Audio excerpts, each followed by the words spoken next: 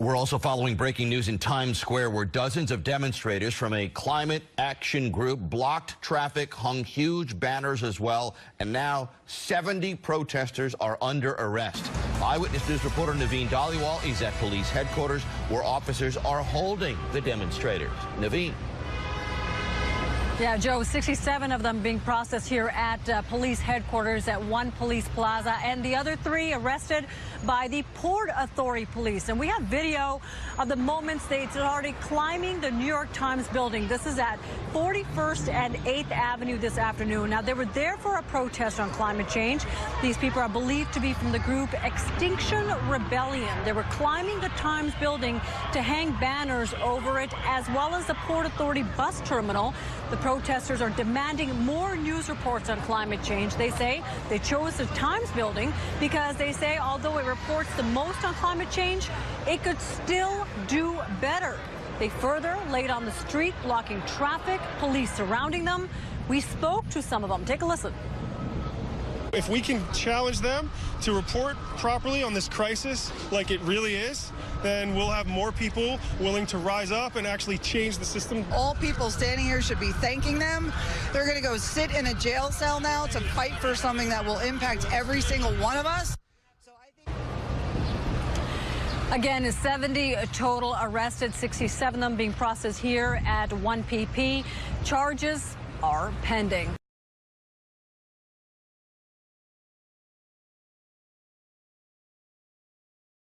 Since you have refused to leave the roadway, you will be placed under arrest on the charge of disorderly conduct. If you do not cooperate and accompany the arresting officer to the prisoner transport vehicle, or if you resist arrest, you may be charged with additional crimes.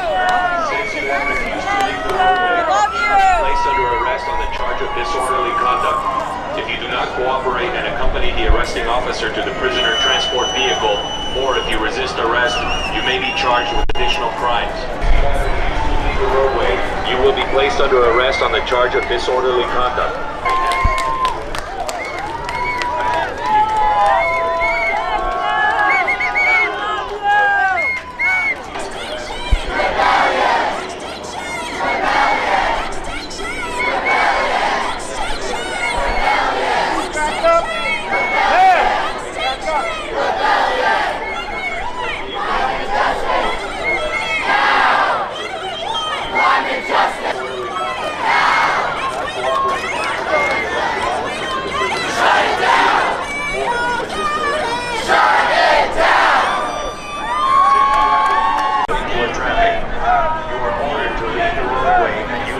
Available sidewalk.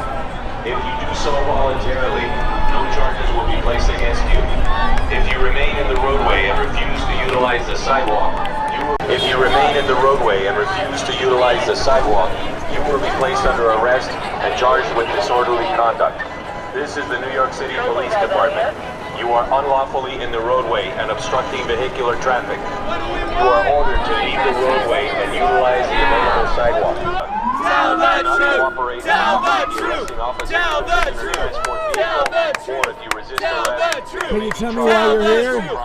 I'm here because I'm fighting for the future of us as humans. We as global citizens need to hold our leaders, need to hold our corporations accountable for the damage that they're doing. I don't care about your plastic straws. I don't care about your single-use plastics. Don't use them. But we need to hold the people in power accountable for the damage that they are doing to this environment, to the damage they are doing to the earth. Because if we don't, if nothing changes today, tomorrow, in the next year, nothing will change, and we are going to lose our future. We need to fight for our future now. Otherwise, we will not have one. What do we want? Climate justice. When do we want it? Now. What do we want? Climate justice. When do we want it? Now. What do we want? Climate justice. When do we want it? Now. If you resist arrest, you may be charged with additional crimes.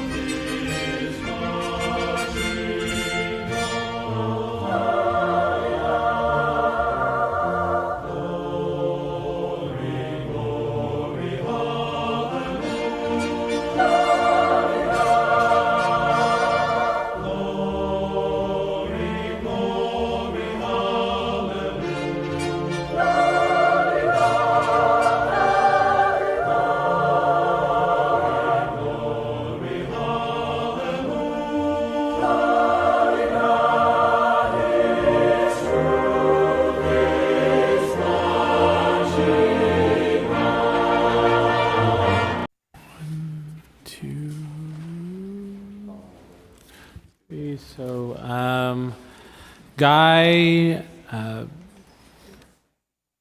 Matheson. I'm sorry if I'm pronouncing the name wrong.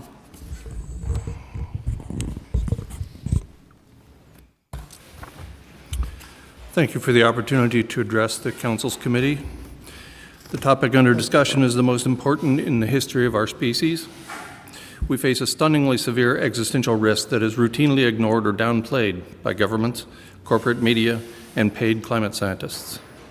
I'm Guy McPherson, Professor Emeritus of Conservation Biology at the University of Arizona. I began my tenure at that university in 1989. I was granted tenure and promoted to associate professor and then promoted to a full professor earlier than is customary. I'm one of the relatively few people in history to achieve the status of full professor before turning 40 years of age. My lengthy resume is replete with scholarly publications, including dozens of peer-reviewed journal articles, the gold standard by which the process of science creates reliable knowledge. I received the highest awards given by each of the 2 transdisciplinary colleges at the University of Arizona, and I was granted the honor of emeritus status upon declining further paychecks from the university at the young age of 49 years. To stave off boredom during these 2 decades, I also served as a faculty member at the University of California, Berkeley, Southern Utah University, and the tiny liberal arts school, Grinnell College. But this isn't about me. We are meeting here to discuss the most important topic in human history. I left active service in the academy more than a decade ago to set an example. I stepped away from the monetary system, which I knew was driving anthropogenic climate change, and also the worst of the mass extinction events on Earth. I hope that many people would follow my lead as I lived off-grid in a straw bale house, secured my water supply with 2 solar pumps and a hand pump, grew a vast majority of my food, defecated in a bucket, and contributed to the creation of a decent human community. These actions seemed like great sacrifices at the individual level. They did not produce the desired outcome, in part because the sacrifices did not scale up to the level of society. We are in the midst of abrupt, irreversible climate change. We are in the midst of the 6th mass extinction on Earth. As a result of these 2 ongoing phenomena, we are faced with near-term human extinction. Earth is currently at the highest global average temperature experienced by Homo sapiens. There is no known technology to reduce the global average temperature. We seem intent upon raising the global average temperature until all habitat is gone for humans and many other species. There are several paths by which we could abruptly lose habitat for humans throughout the world. Habitat loss is already driving refugee crises in the Middle East, Northern Africa, the South Pacific, Central America, and even within the United States. The refugees attempting to cross the southern border of this country are not seeking a vacation at Disneyland. Rather, they are seeking a means of survival for themselves and their families. How should we act in the face of the greatest existential threat our species has ever encountered? The approach offered by Extinction Rebellion is to declare a climate emergency. This approach has been adopted by several governments around the world. It is a fine starting point. If declaring a planetary scale emergency is a starting point, what follows? Where do we go from here? If we are all going to die, and we are, then how shall we proceed as a society? If our species is going extinct in the near future, and it is, then how shall we proceed as a community? These are the 2 critical questions I pose to you today. These are the important questions I would like the Council and all of us to ponder during the coming days and weeks. How we respond to these questions defines our humanity. Is there a better measure of our character than how we face our individual death and the demise of our society? I'm here to ask these questions. Unlike Socrates, I'm here to do more than ask difficult questions. I will also propose a response. Before I reveal my response, I would like to read a short passage from Viktor Frankl's 1946 book, Man's Search for Meaning. Written shortly after Frankl was a prisoner of war in Nazi Germany, Man's Search for Meaning was published. It has inspired millions of people, including me. Sir, if you can just wrap up. Thank you. Between a stimulus and a response, there is a space. In that space is the power to choose our response. In our response lies our growth and our freedom. The last of human freedoms is to choose one's attitude in any set of circumstances, end quote. You can wrap up very quickly. I would only add that we can choose not only our attitude, but also our actions. Very quickly. Each of us was born into a set of living arrangements over which we have no control.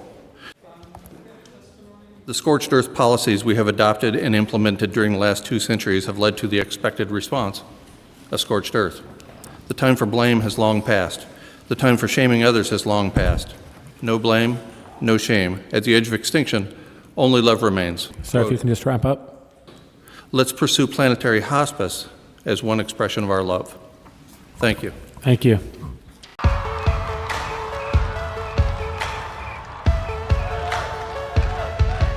These climate activists shut down London for 10 days. They're called Extinction Rebellion.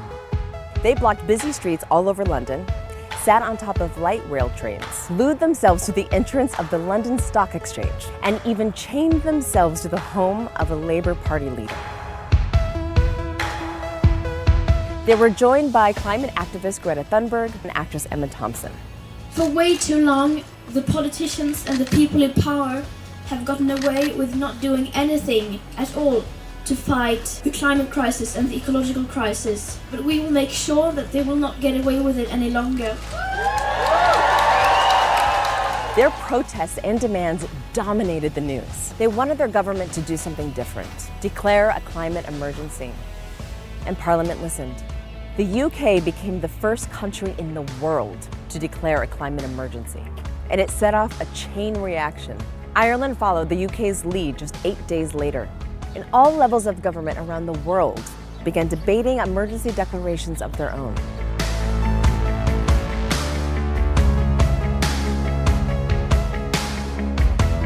You are unlawfully in the roadway and obstructing vehicular traffic.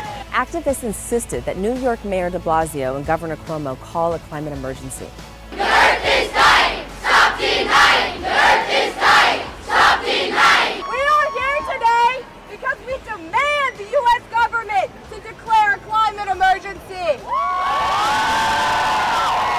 They asked leaders to act like the house is on fire, because it is. By calling a situation an emergency, people are more likely to treat it as one. That's because an emergency focuses society's attention and resources to solve a problem. And it's already working in the UK. Before, the UK's Parliament had not debated climate change in the main House of Commons for 2 years. But now the government is aiming to achieve net zero emissions by 2050. Declaring an emergency is vital because of our extremely short timetable to cut our carbon emissions. There's more carbon in the air now than in the past 3 million years, more than all of human history. Climate scientists have declared that we must reduce our emissions over the next decade to avoid an irreversible climate catastrophe. We must be one!